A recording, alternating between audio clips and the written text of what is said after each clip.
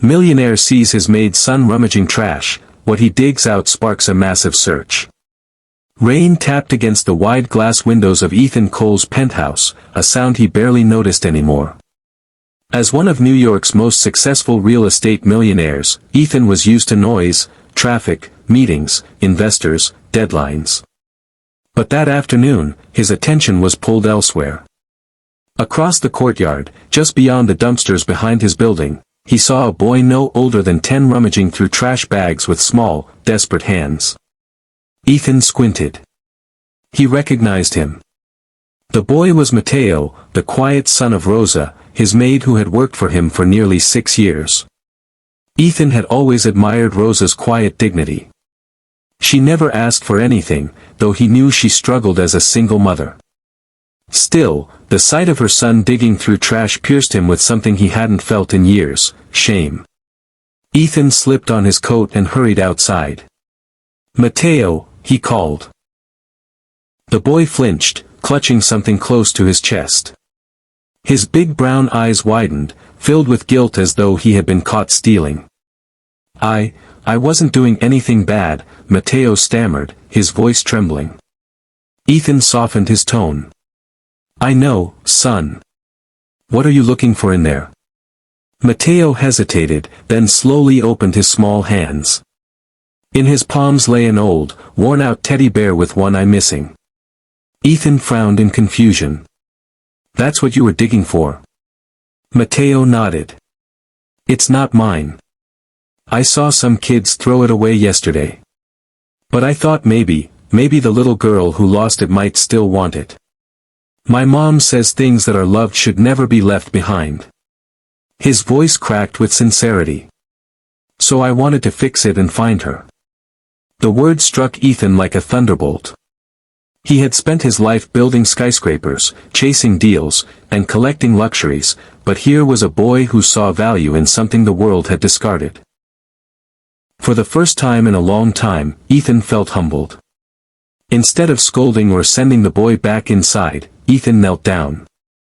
"You're right, Matteo. Maybe that bear does matter to someone." He glanced at the small toy, now damp from the rain. "How about we try to find its owner together?"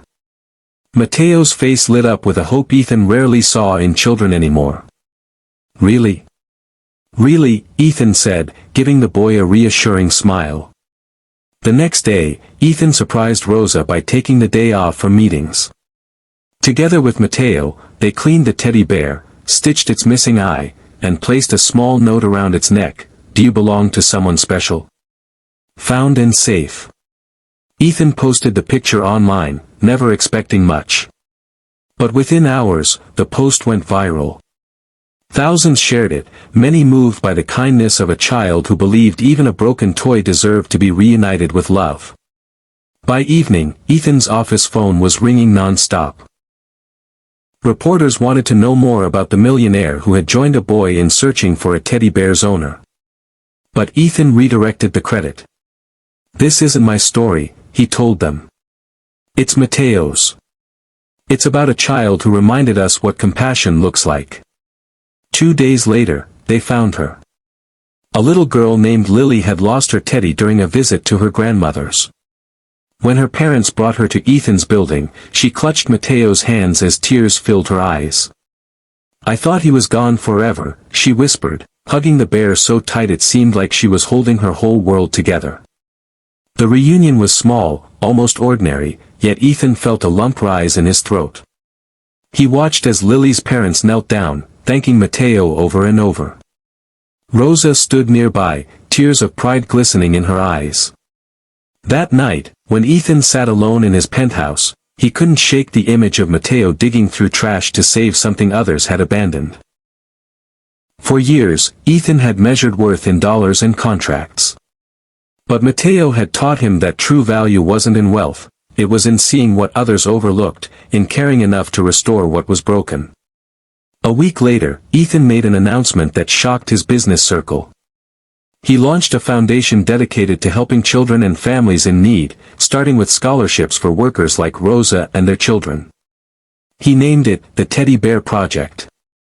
Its mission was simple: to remind the world that nothing, and no one, deserves to be discarded.